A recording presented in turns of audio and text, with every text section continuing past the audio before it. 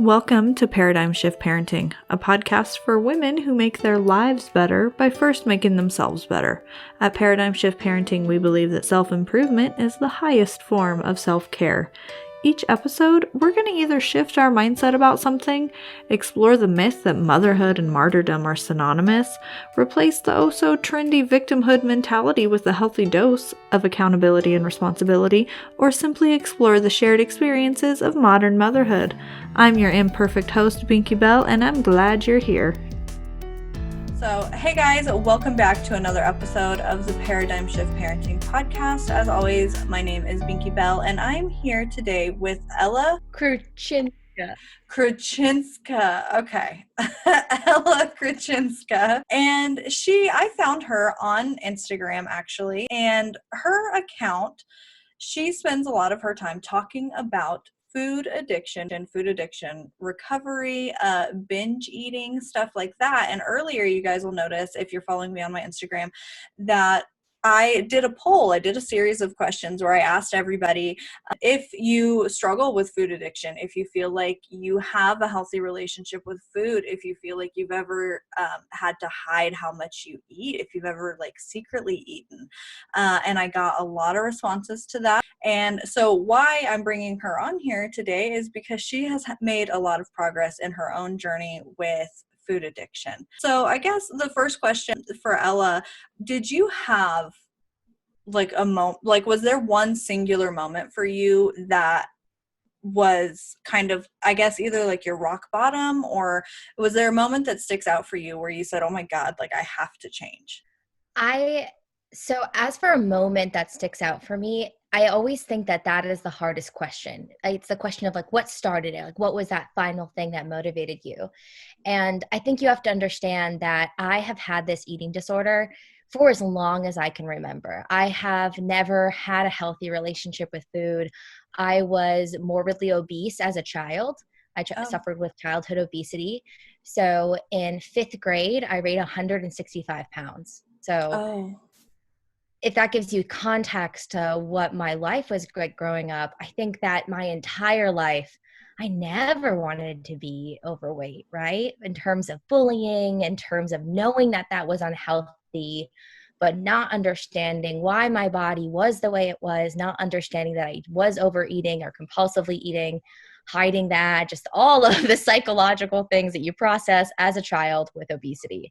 As for the big moment that I took when I finally started going and taking a real health journey and dedicating myself to weight loss and food addiction recovery, I was in just a really bad relationship. And when you're in a really bad relationship, sometimes you're just clinging to anything to make you feel like you have control. And I felt like, well, nothing's going the way I want my life to. I'm not very happy with my partner. I'm just going to fuck it, right? I don't know if I can say fuck it. Oh, yeah. No, you're good. Okay. But I was just I'm just going to go ahead and try it. What do I have to lose? I feel like everything was going against me. I thought, might as well just go for it. And I felt like I was conquering my demons, right? I felt like I was conquering this lifelong problem that I always wanted to be better. I always wanted to be healthier and thinner, but healthy thin, right? I was really overweight and really addicted to food. And it took for me, at least, to recognize that it wasn't as much about weight as it was about eating until I was about halfway through my journey. And I had realized, even though I had gotten down to a healthy body weight, I was still addictively eating, and I was still compulsively eating at night. I was still hoarding food. I was still stealing food from stores because in my mind, if I steal food, it doesn't count, quote unquote, when I eat it. Weird mind tricks that I would play with myself. And I had this realization that I didn't have an eating problem because I was fat. I was overweight because I had an eating problem. And that's when I shifted my entire recovery to be about rebuilding my relationship with food, taking on food as an addiction, and where we find ourselves today, which is a much healthier body weight and relationship with food. And I still have this eating disorder, but I'm much farther along in how I process it and deal with it and be in recovery. Hmm. Did you ever get any like professional help, or have you just been doing this kind of on your own and finding your own support systems? I have found that professional help is hard to get and Hmm. expensive. I have been in and out of therapy since college as I've been able to afford it. And sometimes my weight comes up, but sometimes it doesn't. You know, Hmm. when you suffer with an eating disorder, when I feel triggered to eat, it's not necessary. It's sometimes it's because I'm addicted to it, and I am craving sugar because I have an addiction to sugar and I want it. Hmm. But what I've learned, and this was done a lot through different therapists, is that there is an emotional trigger behind that. Hmm. And and when I say in and out of therapy, I mean like I go for 3 or 4 sessions and Hmm. I'm like, okay, I'm good. I don't want to spend any more money. So a lot of it has been self-journaling and self-reflection to understand and develop when these situations are that I eat. And Hmm. I just started like thinking about what am I doing that's unhealthy? So like I'm eating in secret. Well, that's weird. Like normal people don't eat in secret. Let me figure out why I'm doing that. Or I noticed little things like if I was really sleepy, if I was tired, I would binge. So I was like, okay, tired is a trigger. If I'm tired, I shouldn't eat.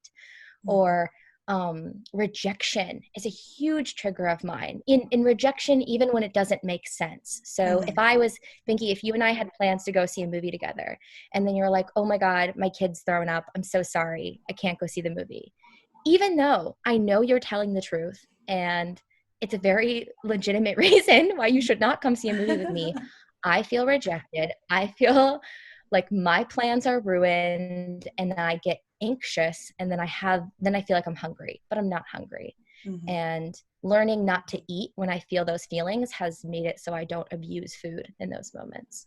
Yeah. Is weight an issue in your family, or were you kind of the odd one out?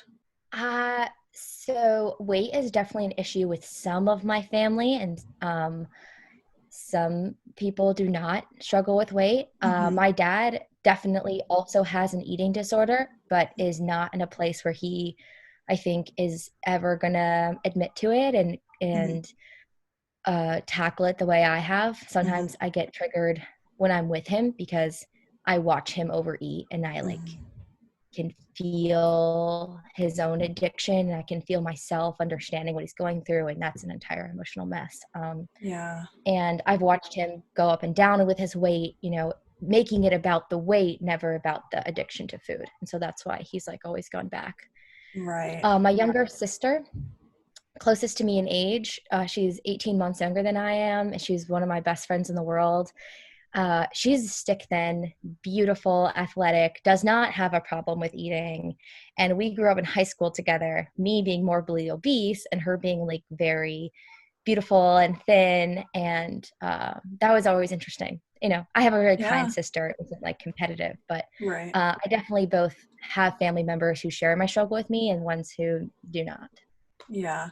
I ask because I'm listening to you talk and I'm thinking of myself and my own family, same as you. I have people in my family who struggle very much with weight and with their relationship with food. But then I have, like I have people like my brother, and he's my stepbrother, so we don't share any genetics or anything. But I talked to him about my own struggles with food and with weight, and I always kind of laugh a little bit because he has never struggled with weight or with food. And he is like, he'll tell me, he's like, yeah, he's like, I don't eat very much. He's like, I'll get, fast food and I'll eat like half the burger and maybe some fries and throw it away. And I'm like, you're just done. Like you just throw food away because you feel satisfied. And that's such a foreign thing for me to kind of wrap my head around. I'm like, but why don't you just eat all of it? You know what I mean? Yes. Oh my God. Yes. My boyfriend is a normal eater. No, same thing, right? We They're will have aliens. So strange.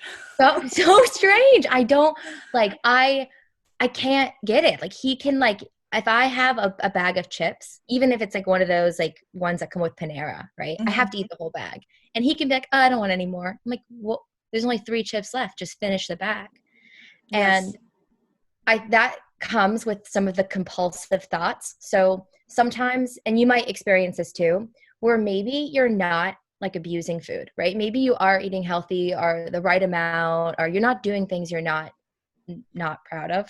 Mm-hmm. But maybe you're having intrusive thoughts, like finish it. You're like, oh, I don't want to. And your mind's like, no, finish it. Finish the food. Eat that next bite. Like take another snack. And it's the intrusion of these like food compulsions that are just as annoying. And that's what you have to fight off, even if you like in your gut don't want to eat it. Mm-hmm. I've never been, I guess, like morbidly obese, but I am still currently in the obese category, and that's something that I'm trying to get out of. And I've been doing like weight cycling. I did like crash diets, all of that, up and down, because it was like you said in the beginning, like it's just about like I want to be thin, right, or thinner. And something that happened for me was through the process of like losing weight and then starting to exercise. I hit a point where I was searching for specific diets, and it was embarrassing to myself to realize that I was looking for a diet that would allow me to binge or feel like I was binging. So for me, like the vegan diet, eating a whole bunch of vegetables, and I could still just eat a whole lot, and it would give me that feeling and, the stomach that like, oh, I got to have like a binge, even if I'm within certain calories. Wow. Okay. You are just preaching to the choir. So, what you're experiencing, so many binge eaters experience. I, for a while, participated in Overeaters Anonymous, which is a 12-step program for people who have compulsive eating. It's online. They have support groups around the US. Some of the support groups, I used to move a lot for work. So, I've been to ones all over the country. And some of them I really liked, some of them I didn't. So, Mm-hmm. I always recommend that with a grain of salt, but the programming was really wonderful because it taught me like names for those things and that it was really normal. But it's like the sensation of wanting to eat. Like it's not about what you're eating. I just want to chew and crunch and swallow. And Mm-hmm. sometimes in that program, they're like, if they're really strict, they're like, don't chew gum, don't drink water. Like it's like an oral fixation almost. And I did the same thing when I started my journey. It was about weight loss. 100% was about weight loss, not about food. And the whole goal was I want to lose weight so I can eat whatever I want. Like, it Yeah. was always about eating. Yeah. Yeah. I And yeah. it becomes almost exhausting. And I have a very close friend who deals with these same kind of issues too. And that's something that I would recommend to anybody, is to have somebody, whether it's through like Overeaters Anonymous or whatever, like some kind of person that you can be completely transparent with, because I feel like these are things that they're first very hard to admit to yourself out loud, like to say the word like, oh my God, like I am overeating, I'm binge eating, I'm addicted to food. Just to admit that to yourself is hard enough, but then to be able to have that conversation with somebody who is waking up to the same kind of mentality was very powerful. And with her, it's nice because I can bounce these feelings off of her, those, like you said, like the weird compulsive kind of thoughts that it's like, and like trying to figure out your triggers and stuff. Like it's such a different type of addiction. I don't know if you've had any kind of addiction to anything else, but like I've been addicted to so many things. I'm addicted to addiction almost. And the food one obviously is such a struggle because you have to have food. And so Mhm. it can be exhausting to constantly, I don't know, work around it and question your motives. Do you still find yourself questioning your motives? Like, am I really hungry? Do I have to give it 30 minutes? Should I wait? Like, what's really going on? Yeah. Oh God, you just said so much great stuff. Yes, to all of it. I'm going to follow you in order of the things you said. One, it is awesome when you can talk to someone about it. This is a disease that loves isolation. It loves to eat in your head and tell you that you're gluttonous and that you're one of a kind and that you're fat, and that fat, like it just like you cycle through these horrible things in your mind. When you have a friend that you can have humility with and admit, hey, today I ate food out of the trash can. and it was wrong, and I know it was wrong, but I did it, and I feel weird about it, but I don't want to do it again, and I need to say it out loud. It's so nice when you can have someone that you can be that level of honest with. Mm-hmm. And I please repeat your question. I'm sorry. I lost my train of thought just there. So basically, I ramble so much, I talk so much, sorry. But the main question was just, do you still struggle with finding where your intentions are? Like, if you feel like you're starting to become hungry, are you having to have that inner dialogue where you say, am I really hungry? Am I stressed? Like, what's going on? I think that, all right, so I am an addict. And like you said, as a food addict, I have to have a relationship with food. I wish at the bottom of my heart that I could never eat again. And I know that sounds extreme, but the amount of just like pain I feel when I overeat in the fight day to day, I wish I could never eat. I wish that that would work for me. An alcoholic doesn't have to drink and I have to eat. And um, it means that I am always, always at risk for relapsing. And I remember at all times that there is no world where I am not at that risk. And even when I've had weeks or months where I don't have compulsive food thoughts or I don't compulsively eat, it would just take like a close family member passing away, right? That kind of emotional trigger could put me back into that place. And so I try to recognize what is the addict brain and what is the Ella brain. And in order to kind of build that dichotomy, I had to learn what healthy was. So it's healthy to eat 3 meals a day. It's healthy to eat this much during a meal. This is roughly how many calories you should eat. Mm-hmm. And when I start to break those rules, or if I find that I'm eating large calorie snacks and like a second lunch or a second breakfast or both, that's when I'm like, oops, the addict is slipping back. Like I'm slowly relapsing. And I think I've had the long journey of just accepting that this isn't going anywhere. And the more that I can just keep ahead of it and be one step ahead of my addictive brain, the more success I have and the longer those streaks go before I have a binge. I know you've seen this content as I've talked about it on my Instagram, but I've seen a lot of information lately saying, oh, we're in a quarantine. It's okay. You're going to gain weight. You should, if you want to eat, you can eat. And the addict brain in my head was like, did you hear that? You can eat and no one will judge you. Like, eat. You're in a quarantine, Ella. Like, eat about it. And I feel like I hear all these voices saying, eat, eat. And I had to like have a wake up call where I was like, no, no, no, no, no, no, no. Mm-hmm. It's never okay for me to abuse food. I'm a food addict. I will abuse food to its most severe end. I will push boundaries. I will hurt myself. I will eat so much.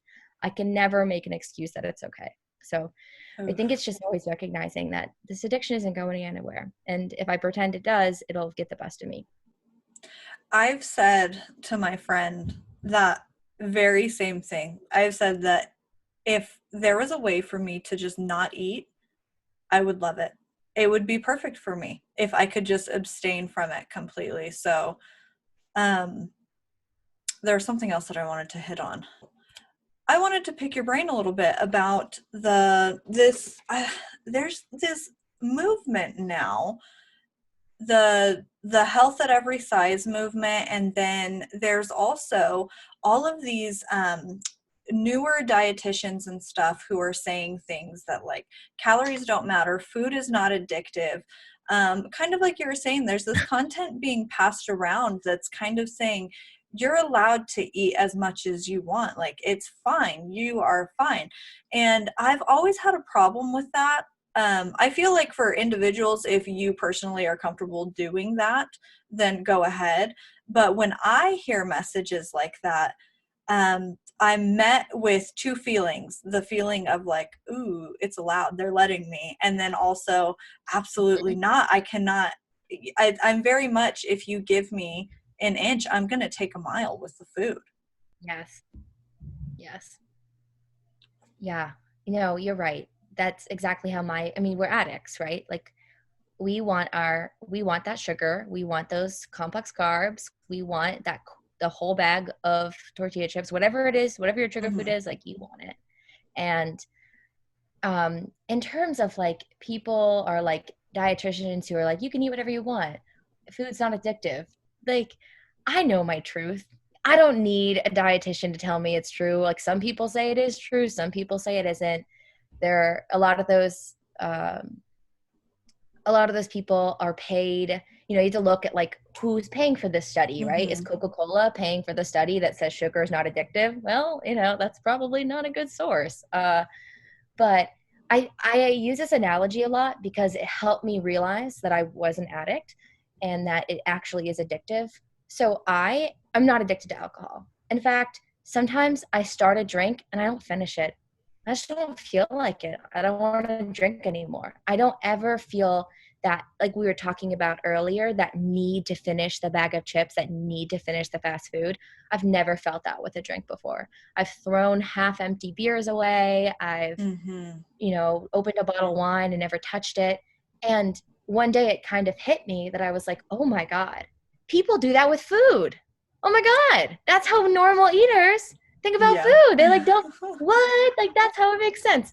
And so that epiphany kind of helped me, at least for myself, always feel like it has to be true. Like, if I have control to not overdrink, if I have control to, have discipline and all kinds of other aspects of my life, clearly there is something out of my control here.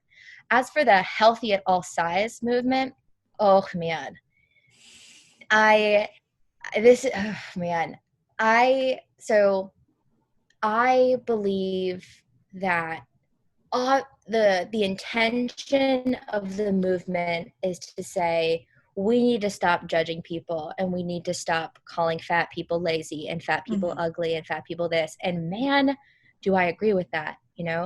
I will probably always carry trauma of the bullying I had as a child Yeah. because of all that. But I think that we are failing people when we don't call out that obesity is a sickness. Obesity is a disorder. Obesity leads to all kinds of health problems. And that's not to say that you can't be an obese person and be working on yourself and be Mm-hmm. exercising and be eating right and being like, hey, you know what?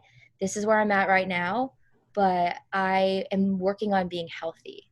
Mm-hmm. Um, and I want the goal to be healthy. I think the focus is not to say like you're healthy at every size, but like you're healthy when you exercise. You're healthy when you don't abuse food. I was healthy when I was 170 pounds, but it took me a while to get here, but at 170 pounds, I was exercising, I was eating. It took a while for my body to recover. But when I see certain celebrities who are morbidly obese and they're like, oh, it's fine. Size doesn't matter. At a certain point, it does for your health. And you just can't be ignorant to that, even though it's hard to face. Yeah, I mean, I have said everything you just said. I agree completely with it. I just think of how many people deal with it and nobody really talks about it. It's such a shameful thing. And I think for me anyways, whenever I think of like binge eating or the times that I have or whenever I do, that loss of complete control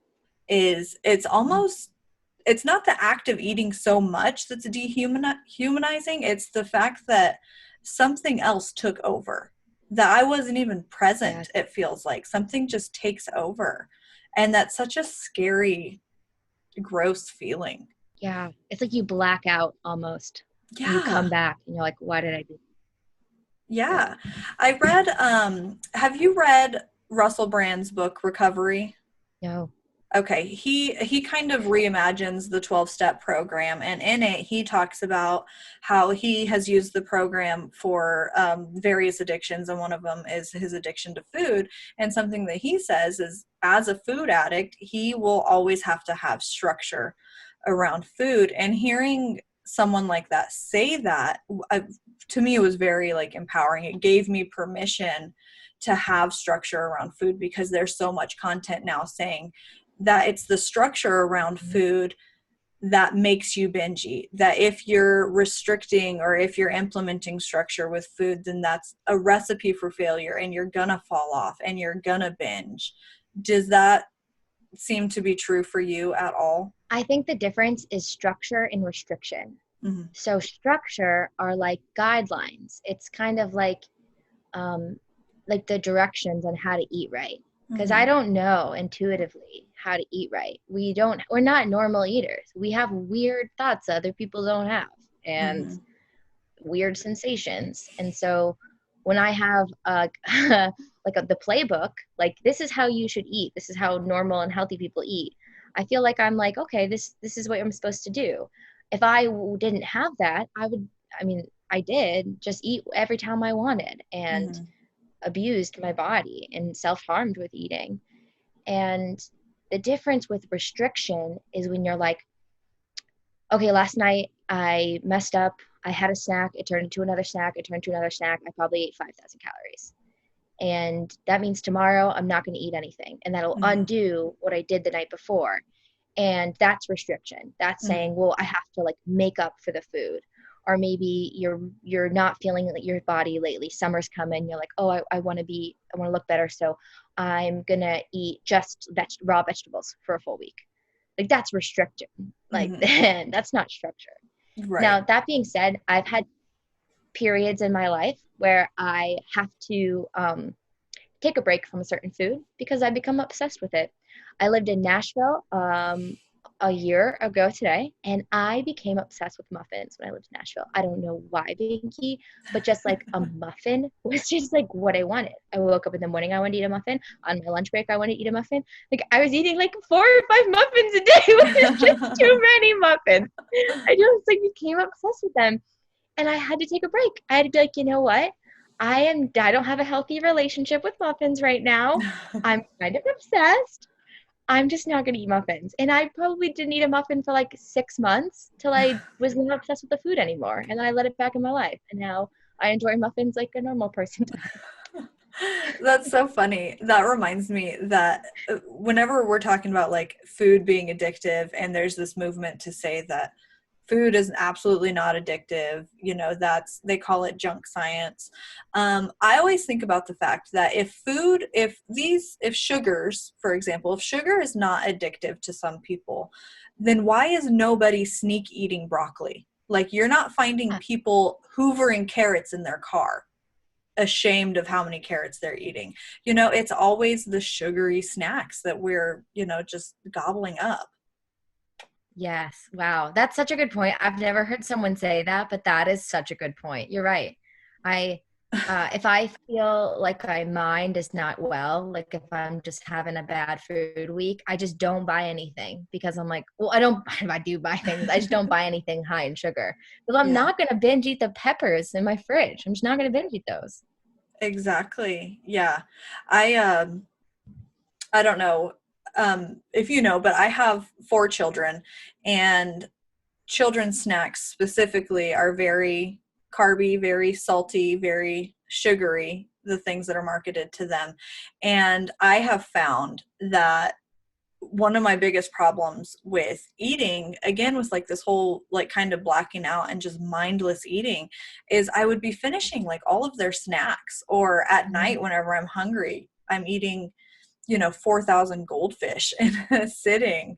And to me, I think that, there's this trope of women who have kids and then they put on a bunch of weight. And I think of all of like this perfect storm of circumstances where maybe we're a little depressed, we're suddenly stuck inside, we have a house full of all of these unhealthy snacks.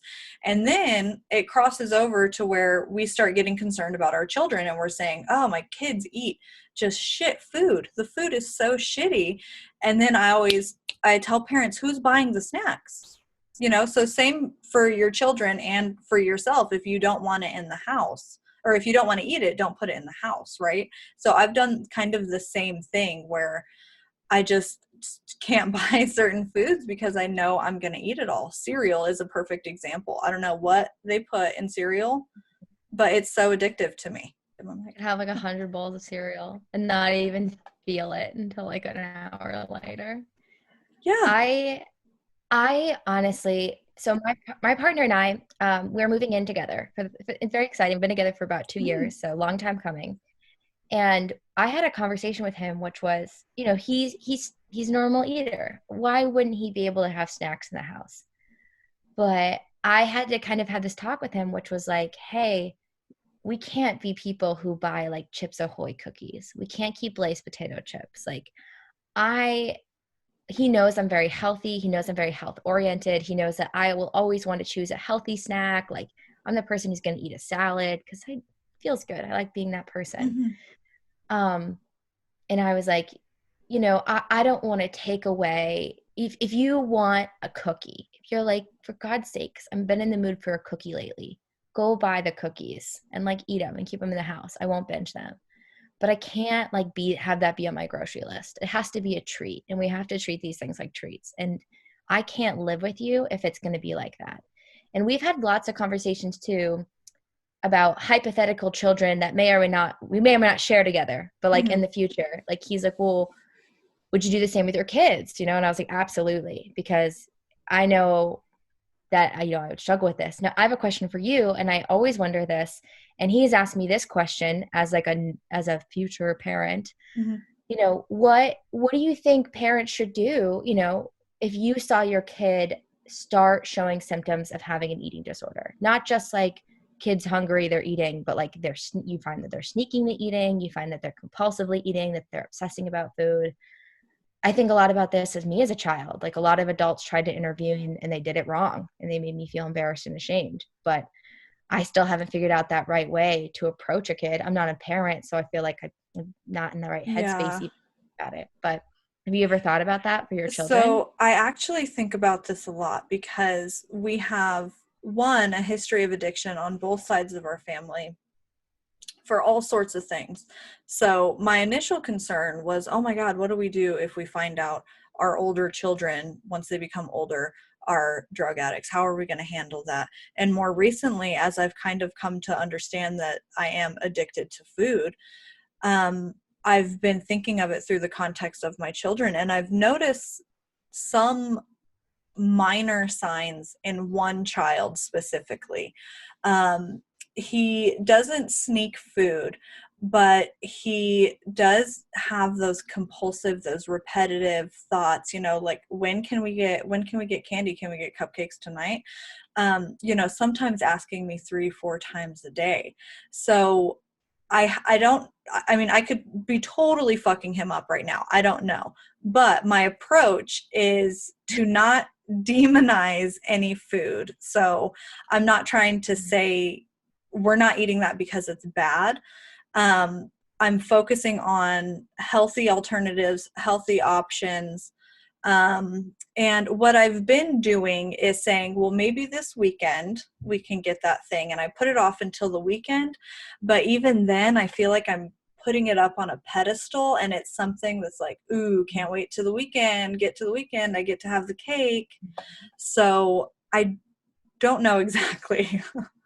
I hope that there's some content out there. I need to look into it, some books or something, because something I always talk about is I don't want my kids to hit 33 like I am and try to learn how to work out, try to learn how to have a healthy relationship with food, and learn how to just be a normal human being. Like I want to lay that foundation for them while they're growing up.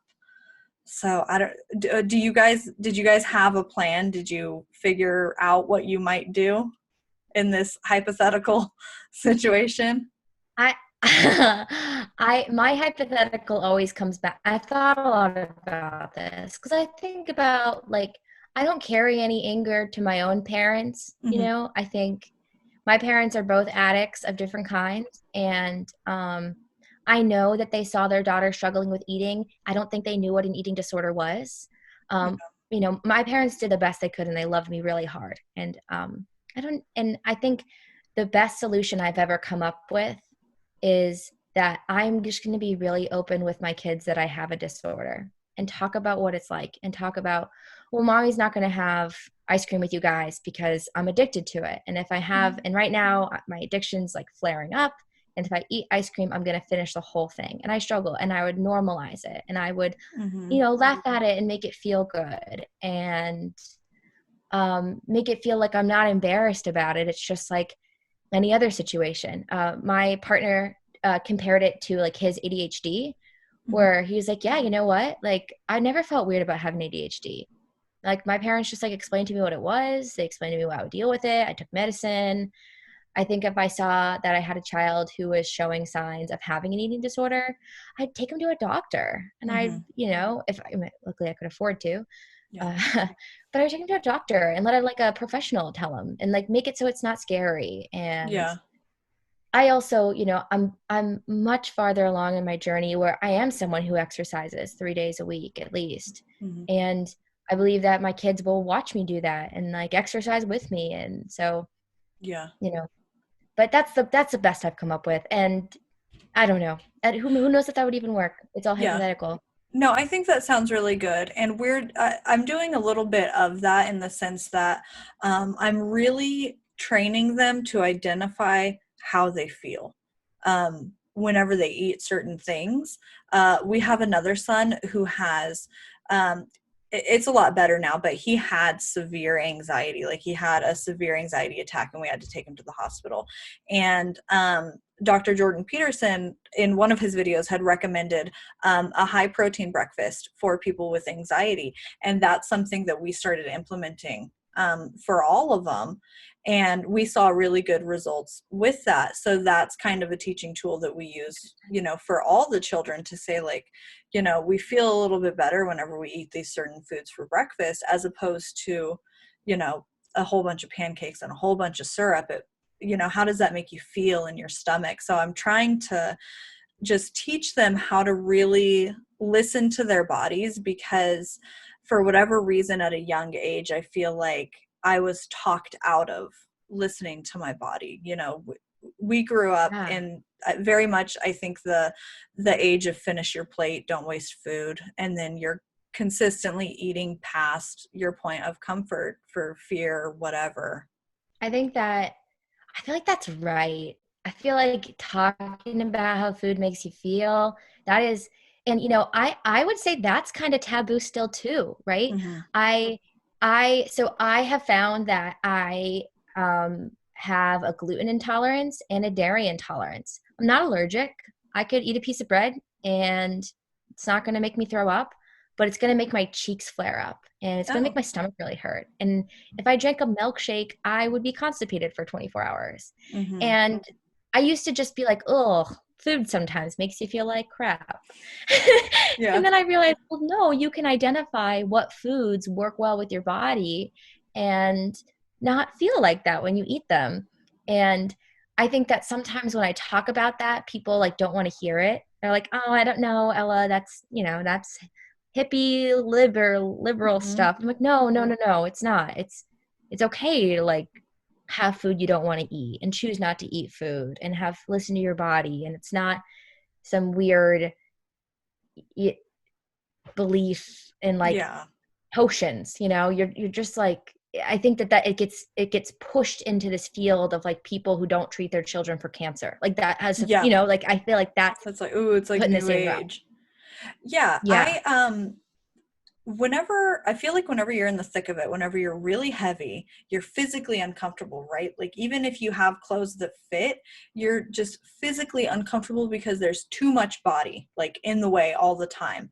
And then you haven't even identified that you're overeating. You're just eating the way that you always have. And I feel like that is a recipe to just, you have no idea how you feel because you're so used to feeling like shit. So I feel like it's really hard to tell people who are in the thick of it, like, hey, this certain food could make you feel really shitty because their baseline is just so low. Or mine was anyways. I obviously can't speak for everybody, but I think you're so right on that. And not even specific foods, but just overeating. Like Mm-hmm. overeating just used to be my norm. So like being super full, like was like, and being uncomfortable being full was comfortable. So especially when Yeah. I first started, I was always hungry. And like my body didn't need any more food, but it was so accustomed to being full that I was anxious and unsettled when I wasn't really full, because that feeling was very comforting to me. Mm-hmm. There, in one of Louis C.K.'s stand-ups, he talks about this. He talks about how like normal people just eat until they're satisfied and then they're done. And the thing that he says is he's like, I don't do that. I eat until I hate myself. And it's like a haha thing.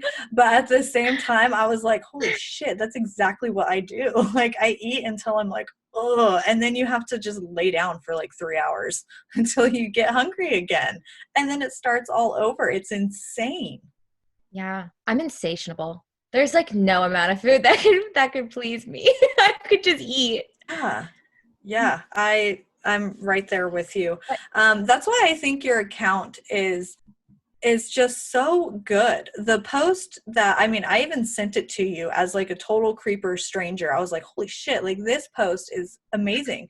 The post about the ice cream, can you just before we wrap up, can you, I don't know if you remember that caption, but can you tell that story a little bit? Because that was the most honest representation of an unhealthy relationship with food that I've seen yet, like still. Mhm.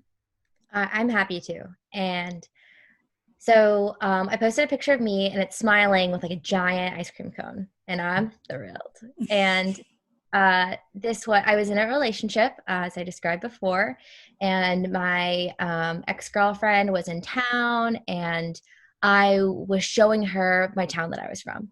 And I was like, oh my gosh, let's go get ice cream. I love this ice cream place. And I'm so proud to show her this ice cream place.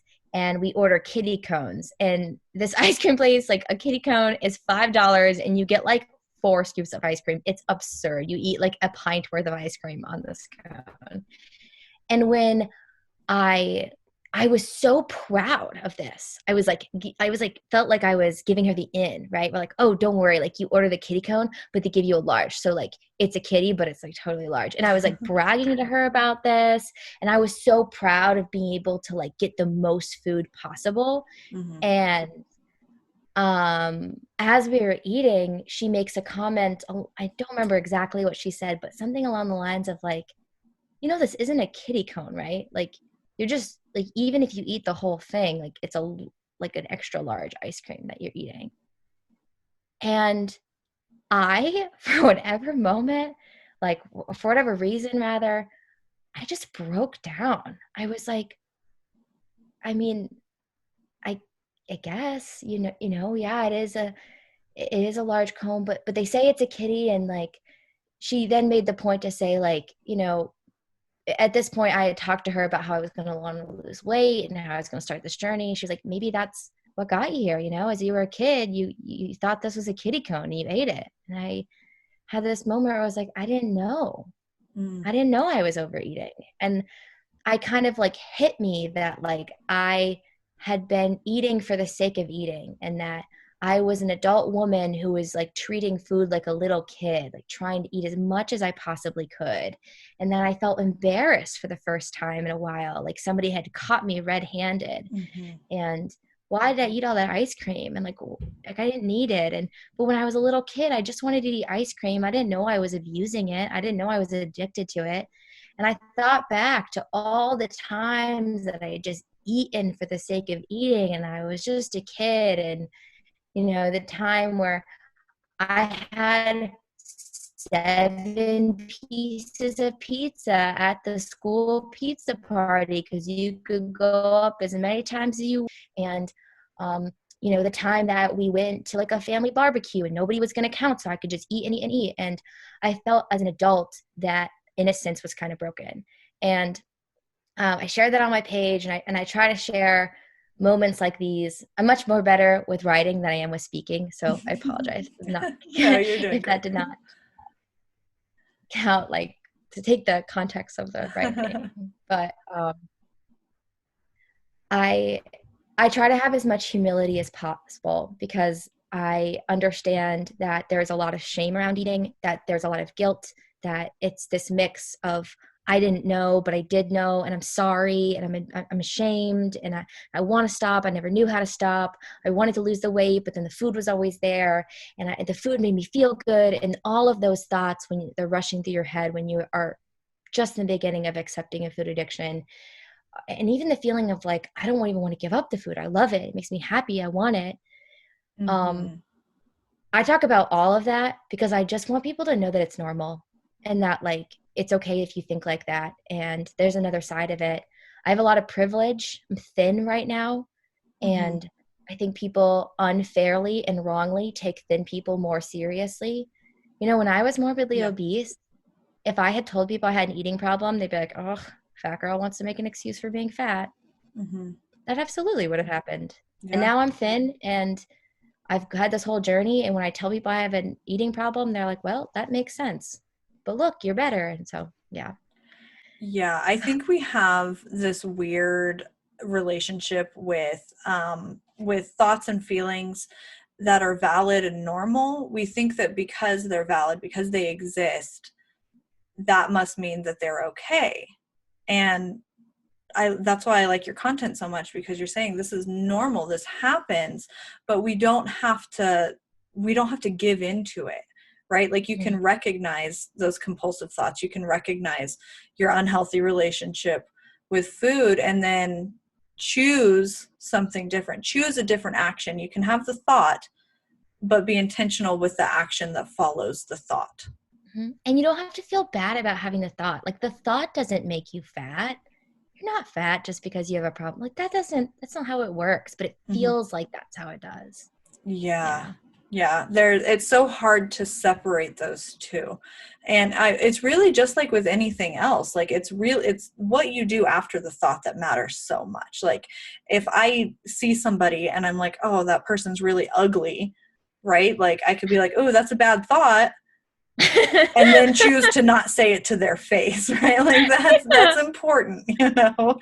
Like the thought may not be nice or helpful or conducive, but I don't have to act on it or continue to believe it. I can call myself on my own bullshit. And that's something that I'm finding I'm doing all the time now. My husband gets so mad because my thing, like whenever I'm going on a run, I'm like, I'm going to go fight the obesity demons. And he's like, you're not obese. And I'm like, but I am. I Mm-hmm. am. Like Mm-hmm. I just am. And Mm-hmm. one day I won't be, and that's Mm-hmm. okay too. But it's just so it's funny to identify these things, or even whenever like you call yourself fat, you know, people will come in and they're like, no, you're so pretty. And it's like, well, I know that I didn't say I'm ugly, I just said that I'm overweight. And you know, why can't Mm-hmm. we say that? Yeah. And exactly. Like, it's okay for me to recognize I am carrying extra body weight my body doesn't need, Yeah. you know? And I don't want to carry it. And I don't want it. I have it and I don't want it. And when it's Yeah. gone, the same beautiful girl is going to be underneath. I don't mean to keep you, please. Like I No, you're could fine. think I could talk to you first off because we've never really spoken before this. And like now I'm like, wow, you get it. Now I want to Yeah. chat with you all about this. No, Um, seriously. Sometimes people comment on my before and after pictures and they are like, you were beautiful before too. And I'm like, Yeah. um, I, I didn't get plastic surgery. This is natural beauty. But I was sick. And when I see those pictures of like eighth grader Ella Mm, wearing a size 16, you know, and I was like 12, 13, I see a sick kid. I see someone who yeah. has a serious body problem. And like beautiful doesn't feel like the right word. Like, yes, like you shouldn't, I wasn't ugly. Yeah. Maybe not conventionally attractive. I don't know. I don't know. Yeah. It's tricky, right? But yeah, no, I was sick. And it's silly when other people try to like, sometimes I feel like it's it makes sense to me because we hear so much like the idea that you have to be certain size to be attractive, or it's just bullshit. It is. You know, I have Yeah. fat and rolls and skin and I'm like beautiful and you're beautiful and it's just about being healthy. Yeah. That's what it's And got I to always be think, about. the past few days, the issue of your confidence has come up with people who want to talk shit, right? They say that your confidence is false or whatever. I'm going to make an assumption and you can just tell me if it's right or wrong. I would say that because whenever you look at somebody's before and after pictures, they are much more confident. They're very, in the after pictures, they're happier and they're lighter and they look more confident. And I am not to my after phase yet, but I would assume that that confidence comes from not just the weight loss, but everything that you gained in the process, the discipline, the self-awareness, the mental struggle that you overcame is where that confidence comes from. Do you think that's right? Yeah, and I'm not harming myself anymore. Like, I abused food. I knew it was wrong. I knew it was wrong that after a hard test in high school, I went to Burger King and ordered 3 meals and ate them in the parking lot and cried. You Mm-hmm. know, I knew that was bad. And I knew when I snuck food at night, it was wrong. That's why I was sneaking it. Mm-hmm. And so not only do I have everything that you just said, but I have a healthier mind. And I'm honest. I'm not hiding it anymore. When I have a binge, I get online, I talk about it. I talk about why it happened. I talk about why I think it happened. I just talk about it. I was hiding, and I'm not hiding anymore. And that feels good. And I have recently had people be like, wow, like only people who like talk about how pretty they think they are, it's like fake, right? Which is silly. Which Yeah. is silly. I am I am attractive and I know it and I like it. And I talk about it and I still deal with confidence issues because gosh, I was obese for lots of years. I'm always going to deal with some confidence issues, but Yeah. when Well, I and you're feel good, I feel human. great. Yeah. Yeah. Yeah. But also like I'm hot and I'm smart and I'm like really cool to be around, I think. And I want to Yeah. talk about it. Like I'm pretty proud of No, myself. yeah. And it's so funny that people just kind of want you to almost like just shut up about it. Like it's almost like they just want to shut you down.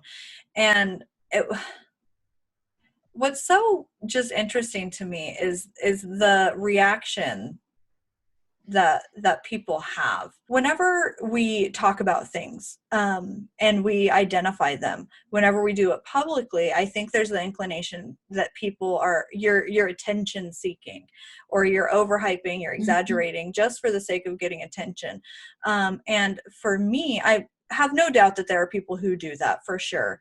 But for me personally, like even just the first time that I publicly stated my weight was huge for me. Mhm. And I didn't make a big stink about it. It wasn't like, oh, I've never before said this. Like I'm someone who like anybody really cares about.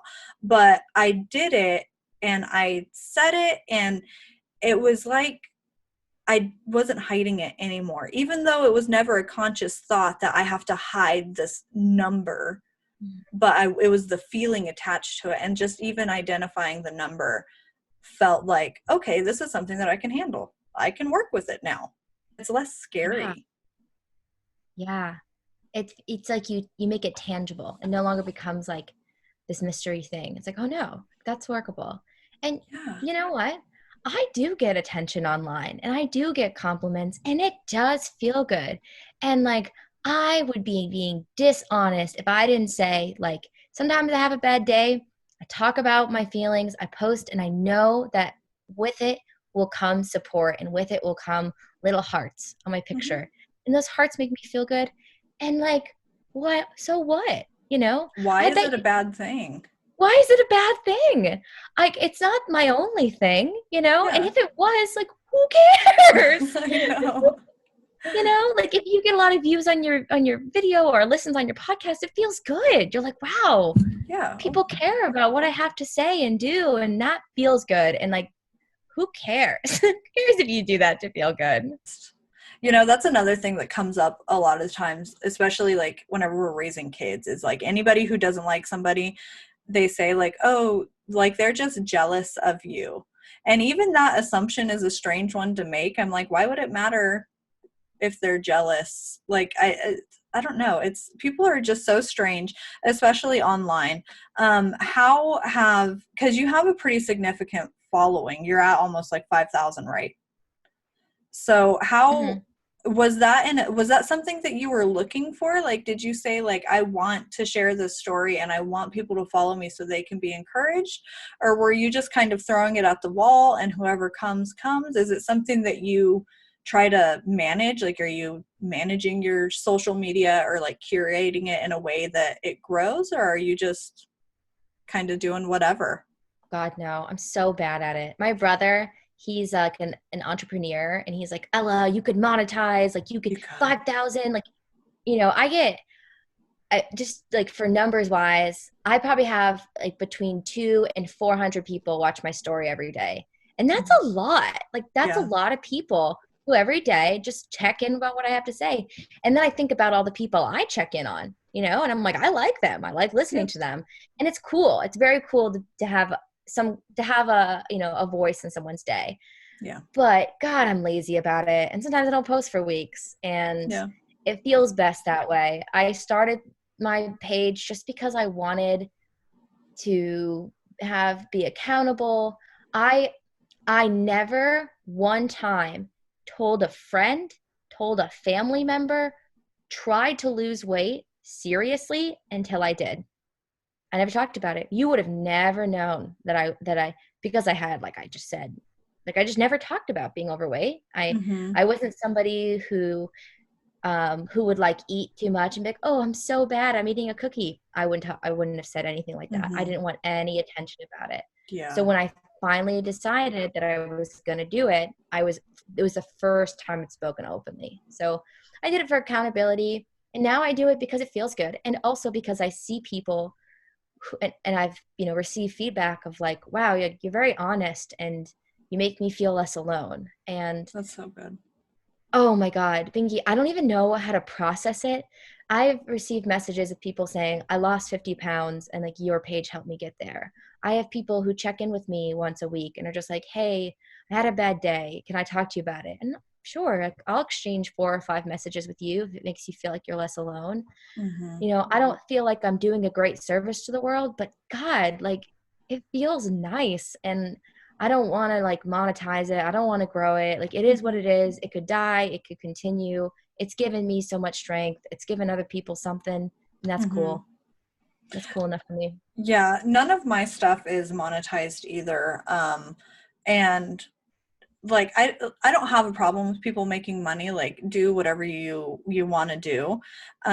But what I've seen is it's pages like yours that do well because the focus isn't on the money.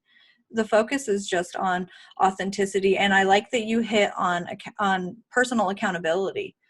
That's something that like I talk about a lot because I get messages and they're like, oh, like I want to do this. I want to lose weight, or I want to, whatever. They have some life goal to improve their life somehow. They're like, I want to do it and maybe like start an Instagram, but I'm scared and, it feels weird. And I'm like, lean into it. Like the accountability that you Mhm. get is so powerful. And I feel like we have this mentality where what it is we're tricking ourselves. I think whenever you don't say something out loud, when you don't define your goals, um, then you can't really fail at them because you never set those parameters. It's what we do Yeah. whenever we first start dieting. We say like, oh, I'm gonna try to eat a little bit better, and Yeah. then it makes us feel good like we're doing something, but then we don't actually really have to do anything. Wow. You're very good with your words. You're very good at explaining. Very good. Thanks. You're totally right. Yeah, And I you think it's know what? fascinating. If anybody was thinking, I do too. And if anybody listened to this and was like, I don't know if I want to start a page, people are kind. People are very kind. Your friends are going to be kind. Like strangers are going to be kind. Watch out for MLM pyramid schemes. They will target you. You are prime rib to them. But other than those people, everyone's nice. I think I receive some criticism um, the post that you were talking about, I shared it on Reddit because I'm part of an anti-MLM group Mm-hmm. because I won't get all into it, but I hate pyramid schemes and they target Me moms, they too. target Yep. women, and it's bad. And so um, on Reddit, it's anonymous, people can say hurtful things. Not everyone there is nice about bodies. So that's where I've received a lot of, and sometimes I get it on Instagram too, but that was Mm-hmm. only after like I gotten a lot of attention. Yeah. Overall, in the very beginning, it was just kindness and people cheering me on and like it felt good. So people are nice. People are really nice. Nicer than you Yeah. think they are. And then you meet like cool people like Binky and you're like, wow, I didn't know you were cool until we started this conversation and I'm Right. quite impressed. So let's do hypothetical situation. Somebody's watching this or listening to it and they've never admitted to themselves that they have a problem with food. They're listening and they're saying, oh my God, I have that feeling. I've done that. I know exactly what you're talking about. What would your advice be to those people who hear this and want to change but don't know where to start? Continue to say it. Don't let it go. Don't be like, oh, maybe I'm wrong. Nope, you are. If you think you're addicted, if you think you have an eating disorder, you do. Um, Overeaters Anonymous has a lot of resources. Like I said, I use it kind of sparingly, but it's just a great things that are written down about compulsive eating that you can find solidarity with.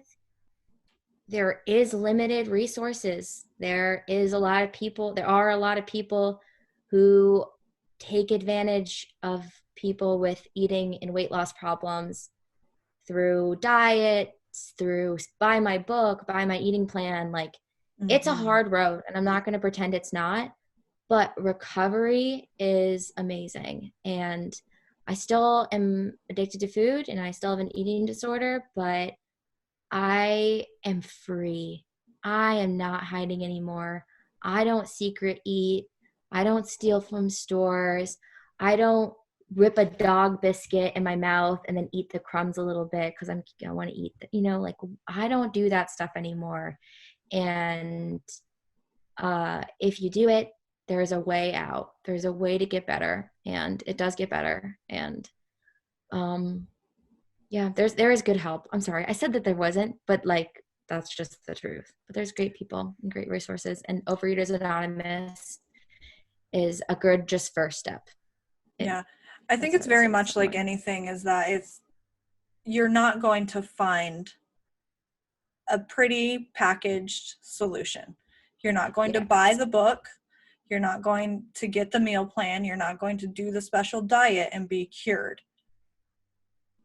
I think No, that's really great. you're an addict, and you're going to be an addict your whole life. Like you're addicted to food. Okay, you're always going to be addicted to food, but how can you like move through it? And remembering too that like the goal is health. The goal is just to be healthy and like eat right. And it's hard. It's hard to say goodbye to food. I have cried over food. You know, I've cried when food's been thrown away. I've cried when I pulled up to a fast food place wanting to order, knowing I didn't need to. Driving away, I cried because I wanted it so badly. And it That is sucks. It's something hard. that's huge. Is my friend that I told you about, that we can be really honest with each other. That's something that we talk about too, is this weird feeling of being scared to miss out. So like if my husband and my kids get McDonald's for dinner and they're like, oh, do you want something? Immediately I'm like, yes. And then I have to take a step back and say, I don't need it. I'm going to feel like shit after I eat it. And I'm going to say no, but there's still like that little girl sad, like I don't get to have fast food. But it's okay. And if anyone did listen to this and felt like they wanted to like message me on Instagram, they can. I mean, you know this. I message everyone. Like if you send me a message, I'm gonna respond to you. I think it's important. I wish I had met myself when I was 16 and had Mm-hmm. someone just to talk about food compulsions with. I'm not a professional. I don't offer any advice that a doctor would give you, but I will always just like be solidarity for anyone who wants to talk about food stuff. That's powerful. And I think that's the best gift of social media, is these connections, that we have people like you who are so willing to be honest and tell your story, because just telling your story in an honest, authentic way heals you, it helps you heal, but the effects of it are exponential. You improving yourself has exponentially helped hundreds of people.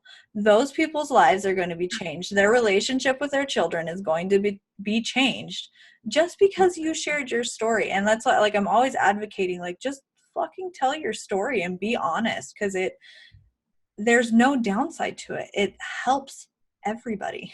It's so powerful. Somebody will get you. Like, you're never alone. You're never alone. Somebody out there will be like, me too. Yeah. I've had that fear. I've had that truth. I've had that thought. Yeah. Super powerful. Thank you so much for inviting me to speak with you. Like, I didn't know. I mean, I watched some of your videos, but I kind of just skimmed them. I just wanted to make sure you weren't like crazy.